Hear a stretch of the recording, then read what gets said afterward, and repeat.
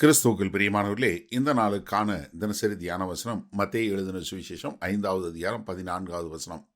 மத்தேயு 5:14. மேத்யூ 5:14. நீங்கள் உலகத்துக்கு வெளிச்சமாய் இருக்கிறீர்கள். மலையின் மேல் இருக்கிற பட்டணம் மறைந்திருக்க மாட்டாது. கர்த்தராகிய இயேசு கிறிஸ்து என்ன சொல்றாரு?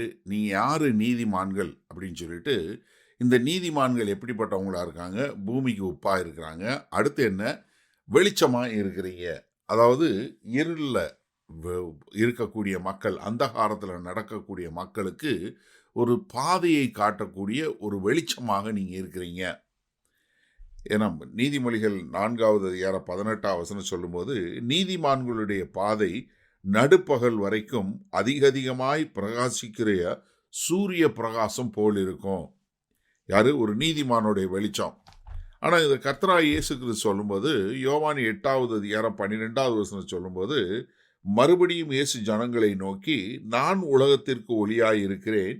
என்னை பின்பற்றுகிறவன் இருளிலே நடவாமல் ஜீவ ஒளியை அடைந்திருப்பான் என்றார். அதாவது நான் தான் அந்த ஜீவ வெளிச்சம், நான் உலகத்தில் இருக்கிற வரைக்கும் நான் தான் அந்த வெளிச்சம்னு சொன்னவர், இப்போ ஒரு நீதிமானுடைய வெளிச்சம் உங்ககிட்ட இருக்கு. ஏன்னா நீங்கள் தேவன் முன்பாக நிற்க தகுதியுள்ளவங்களா இருக்கிறீங்க. அதனால நீங்க தான் இந்த உலகத்திற்கு வெளிச்சமாய் இருக்கிறீங்க.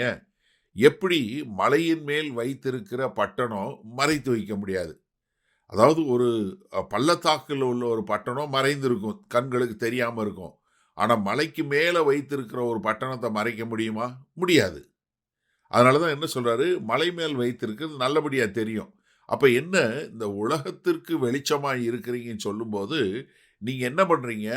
அதாவது இந்த உலகத்தில் உள்ள மக்களுக்கு சரியான பாதையை காட்டக்கூடியதாக ஒரு கலங்கரை விளக்கம் போல ஒரு சரியான வெளிச்சத்தை கொடுத்து, அதன் மூலமாய் மக்கள் இருளிலிருந்து நடக்கக்கூடிய ஒரு காரியம், வெளிச்சத்துக்கு வரக்கூடிய காரியம். அதே சமயத்தில் நீங்க அந்த வெளிச்சமா இருக்கிறீங்க. அப்போ உங்களுடைய வாழ்க்கை ஒரு நல்ல சாட்சியுள்ள வாழ்க்கையாய், எப்படி மலை மேல வைத்திருக்கிற பட்டணம் மறைந்திருக்க அதே போல உங்கள் வாழ்க்கை மறைந்திருக்காது. பிலிப்பாய் பட்டணத்தில் இருக்கிற சபைக்கு எழுதும்போது அப்போஸ்தலனாகிய பவுல் பிலிப்பியர் 2:15 சொல்லும்போது, கோணலும் மாறுபாடுமான சந்ததியின் நடுவிலே குற்றமற்றவர்களும் கபடற்றவர்களும் தேவனுடைய மாசற்ற பிள்ளைகளாய் இருக்கும்படிக்கு. எப்படி? அதாவது நம்ம இருக்கிற சமுதாயம் எப்படி? கோணலும் மாறுபாடான சமுதாயம். இந்த சமுதாயத்துக்கு மத்தியில் ஒரு குற்றம் இல்லாதவர்களாய், ஒரு மாசற்றவர்களாய் நம்முடைய வாழ்க்கை ஒரு சாட்சியுள்ள ஒரு வாழ்க்கையாய் இருக்கும்போது தான் நம்ம இந்த பூமிக்கு வெளிச்சமாய் இருப்போம். இருளில் இருக்கிறவங்களுக்கு வெளிச்சத்தை கொடுக்கக்கூடிய மக்களா. அப்ப என்ன, கர்த்தராகிய இயேசு கிறிஸ்து இன்னைக்கு நமக்குள்ள இருக்கிறாரு. அதுதான் நம்ம இந்த பூமிக்கு கொடுக்கக்கூடிய வெளிச்சமா இருக்கு. நம்மை பார்த்து, நம்முடைய வாழ்க்கையை பார்த்து இருளில் இருக்கிறவங்க வெளிச்சத்துக்கு வந்து சேரக்கூடிய ஒரு நல்ல சாட்சியுள்ள மக்களாய் நம்ம வாழ வேண்டும்.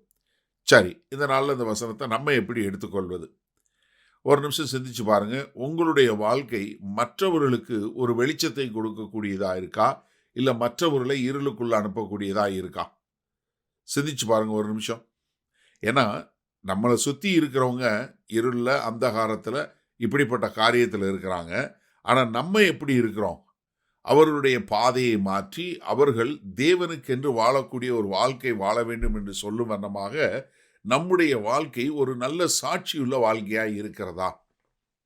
ஏன்னா நம்ம இன்றைக்கு இந்த அழிந்து போகிற, ஒன்றுமில்லாமல் போய் கொண்டிருக்கிற இந்த சமுதாயத்தில் ஒரு நிச்சயத்தையும், ஒரு நம்பிக்கையும், ஒரு வெளிச்சத்தையும் கொடுப்பதற்கு நம்முடைய வாழ்க்கை ஒரு சாட்சியுள்ள வாழ்க்கையாக இருக்க வேண்டும். இப்போ இந்த வெளிச்சம் அப்படின்னு சொல்லும்போது, ஒன்று மற்றவர்களுக்கு பாதை காட்டும்போது, இந்த வெளிச்சம் என்ன பண்ணுது? இருளில் நடக்கக்கூடிய காரியங்களை வெளியரங்கமாக மாற்றி காட்டுகிறது. இப்போ நம்மளுடைய வேத வசனம், நம்மளுடைய வேத படிப்பு, நம்மளுடைய வாழ்க்கை முறை என்ன காட்டுகிறது? இதுதான் சரியான முறை என்று வாழ்ந்து காட்டும்போது, நம்ம கூட இருக்கிறவங்க வாழுகிற தவறான வாழ்க்கை அது அவங்கள வெளிக்காட்டுகிறது. இது தவறான வாழ்க்கை என்று சொல்லக்கூடியதா.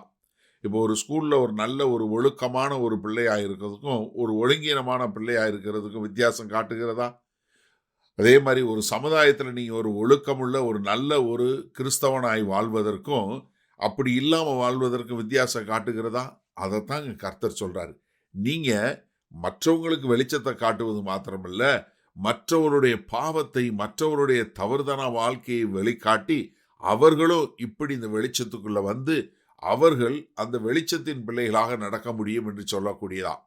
அப்ப இந்த செய்தியை கேட்டுக்கொண்டிருக்கிற நீங்க ஒவ்வொருத்தரும் உங்களுடைய வாழ்க்கை, நீங்க இருக்கிற சமுதாயத்துல நீங்க தான் வெளிச்சம் என்று சொல்லும் விதமாக உங்கள் வாழ்க்கை இருக்கிறதா?